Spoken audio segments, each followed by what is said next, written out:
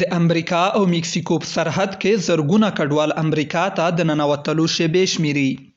پناه غوښتونکي هیله لري چې د امریکا د حکومت له لوري د لګول شویو بندیزونو د مودې له ختمېدو وروسته وکولی شي امریکا ته داخل شي. د امریکا د فدرال حکومت روغتیایي لارښوونې مو ده چې د متحدو ایالتونو ته د لاتین امریکا څخه د راتلونکو پناه غوښتونکو او کډوالو مخه نیسي. 13 ورځ پای ته ورسېده. دا لارښوونه 42 فصل نومیږي، خو د امریکا عالی محکمې حکم کړی چې په موقت ډول دې د اجرا وړ وي.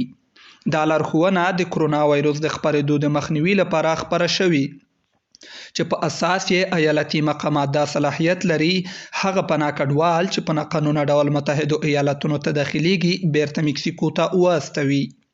د امریکا ولسمشر جو بایدن د متحدو ایالتونو له عالی محکمې څخه وغوښتل چې دا لارښوونه د ډسمبر تر 28 نیټې پورې د اجرا وړ وي.